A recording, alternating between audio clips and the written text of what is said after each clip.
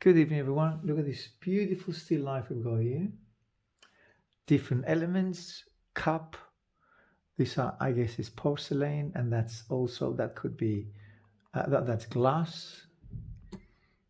That's enamel or even clay with color, and an orange or I guess a mandarin.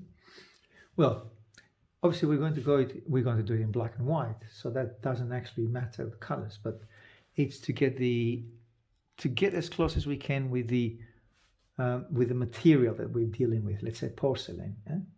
Well, first of all, before we do porcelain thing, let's see how we can place them together. Well, which basically start with the main biggest object, which is the vase at the front. Very, very, very dark. Down here comes the cup, a white cup.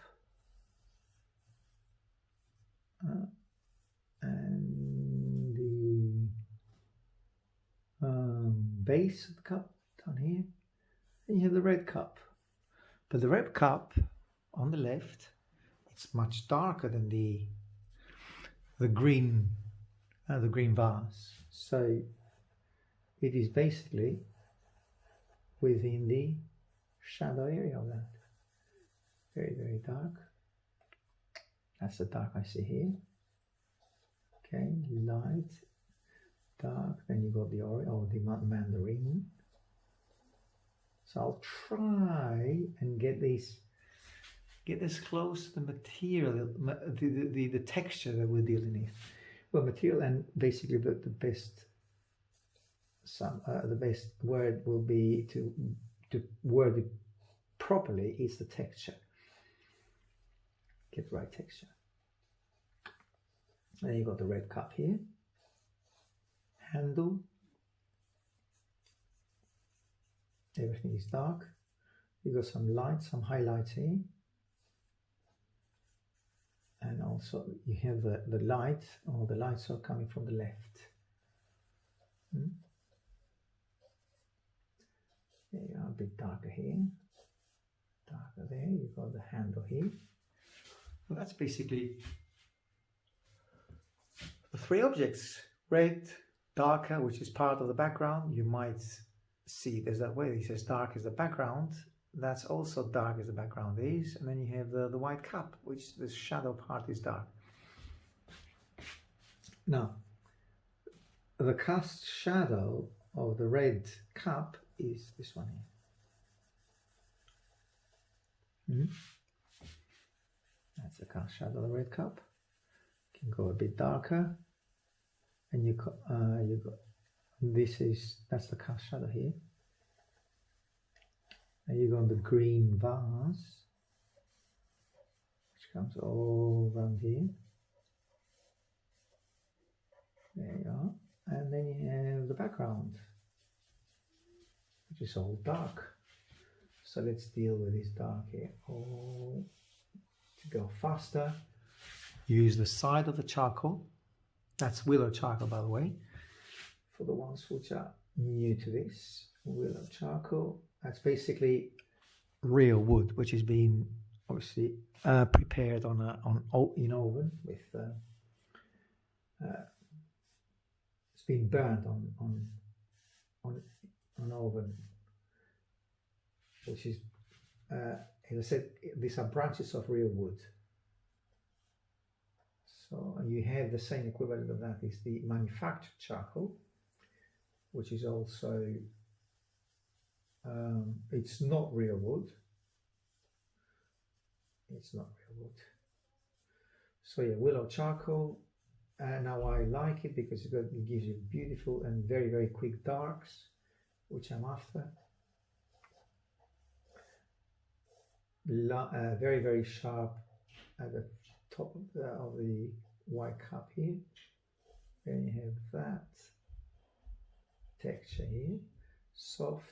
The white cup is the whitest object on the whole of the still life. So to keep that light, I would have to darken at least a little bit more everything around the white cup. See, that's not a, it's not a painting, so I cannot use white on that, but I have to leave the background or the color, the beige color of the paper to work as my white, to be my white basically.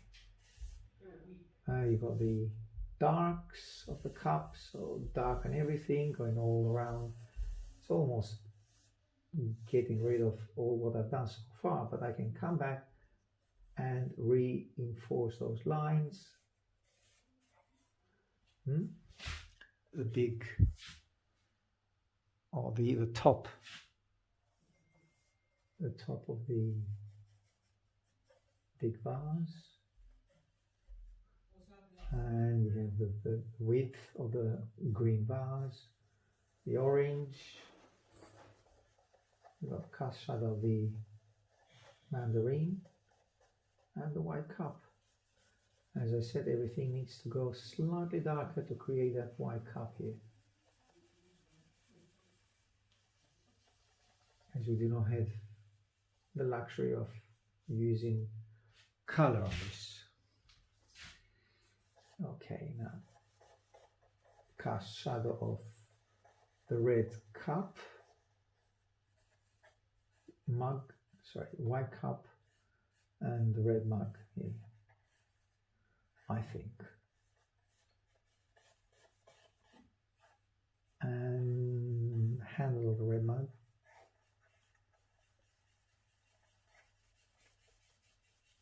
Some dark background here. All right, pretty much that's what I see there. So reinforce the darks, cast shadows.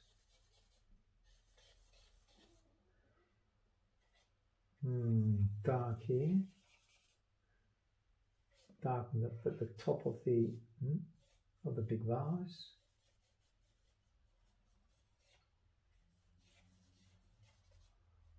The neck, I guess, is called, of the big vase. And there we are here.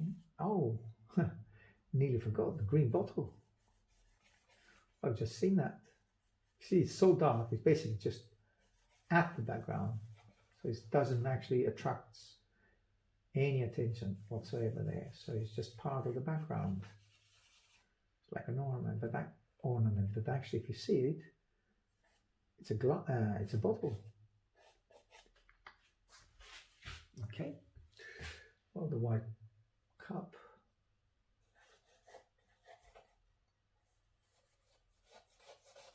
That will be a pleasant exercise, or also a little bit of break for you. We've been doing nudes and figure drawings for so many months. So let's give you a little bit of a break here. And still lifes it's a beautiful thing. You can work it at home. You can make up your own still life. You can just put things that you are most interested. You can do still life with anything. Well, even with electronic gadgets nowadays, you can place a phone up on a book, bottles around, as you can see here, or even fruits. Anything could be a still life. And it's a great exercise for value. It's a great value exercise, basically, to check upon the values. How to deal with values, how to get those darks down here, much darker at the background here, which is basically the cast shadow of the green vase there. As you can see, it doesn't have to be color study.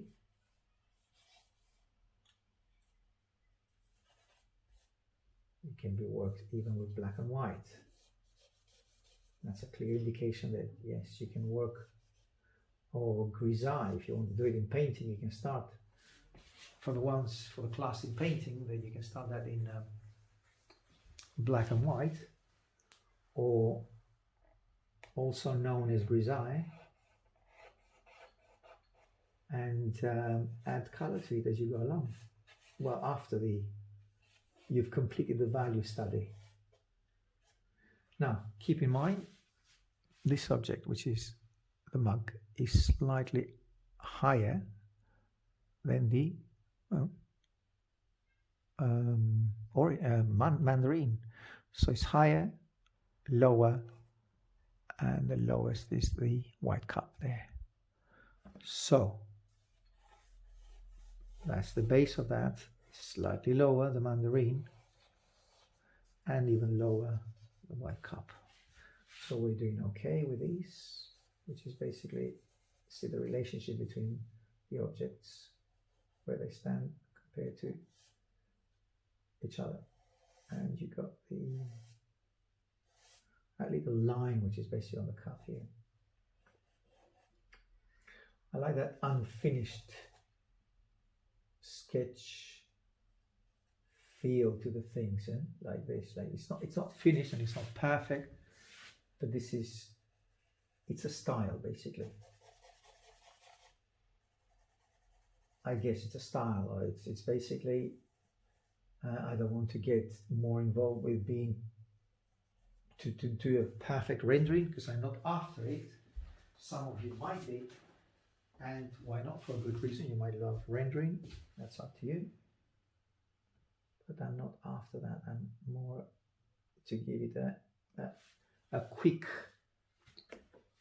a fresh look to things, or impressionistic, if you wish, to the things that we're painting. So a quick sketch,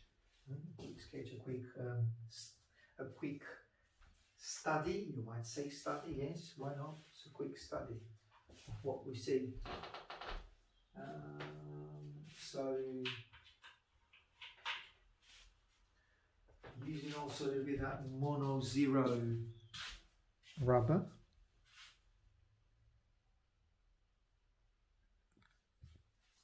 It's not much in use here, but actually just to get rid of that, these white shiny bits on the cup and on the mug. There you go. And also getting rid of that line, which I've done it mistakenly, just gone too dark, too quite low. Also to give the impression of roundness and volume. With your fingers, you keep that dark and push it upwards like this.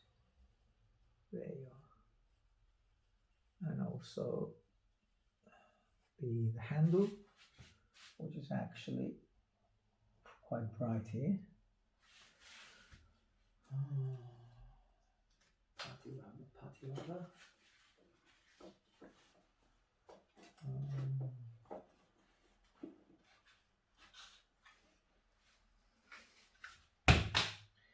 Sorry about that.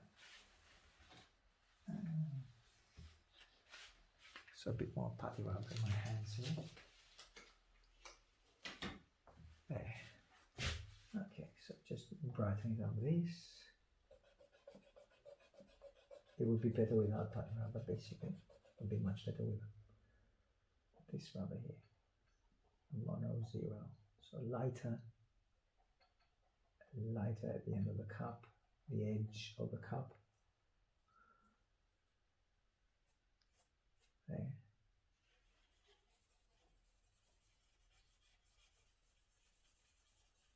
And the shadow. There.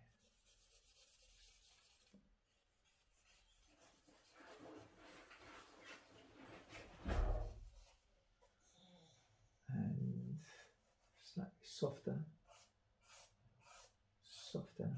just highlight this. See, not intentionally, I'm darkening basically a lot more where I see the light coming. Well, where the light is coming from the left. So wherever you have light, you have sharper, darker edges. That's what I'm interested in darkening, sharpening those edges, because that's where you have the light illuminating the vase, basically.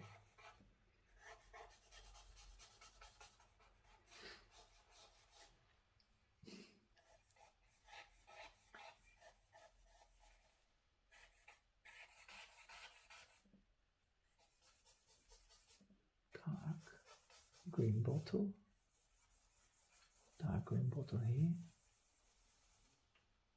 There you go. And then you've got some, don't know what object is that there, but it's interesting the way it looks. So it creates kind of a interesting interest going on there. Well, it's pretty much it. It's not a lot more to be done, to be honest. I think it's good as it is. Well, let's give it a bit of a with paper towel, create a little bit more texture, softness. Yeah. You can see some brush strokes there, create a beautiful ambience there. So why not doing that with the paper towel here?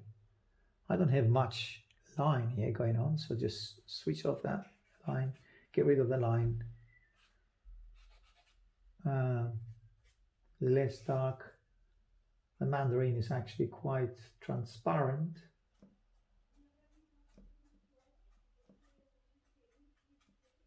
There you are. And a little bit of darks here, dark on here, and transparency on the white cup. Yeah, creates a different texture. So that's one way of doing it. The other way is basically not doing it much, not doing anything more, just leave it as it is.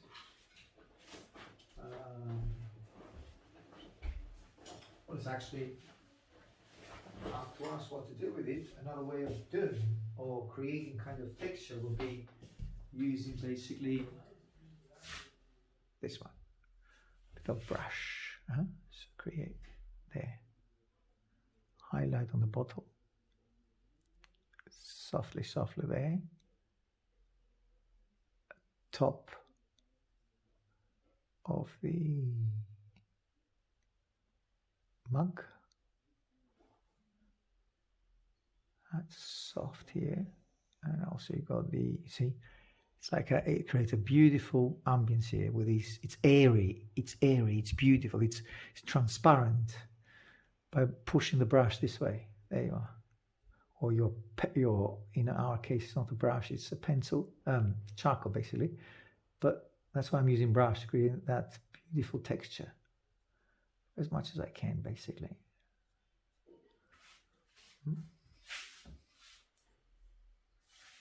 I think what is missing there is the dark mug, which needs to go darker.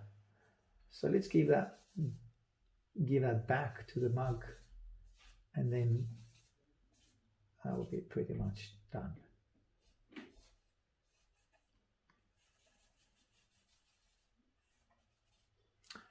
Some reflected light. Sorry, I just managed to drop my phone as I was using kind of a brutal force here. Not really, but you know, I was going too fast. So the whole thing starts shaking. All right, so a bit darker here on here, which makes the green vase a lot darker. That's what I'm after.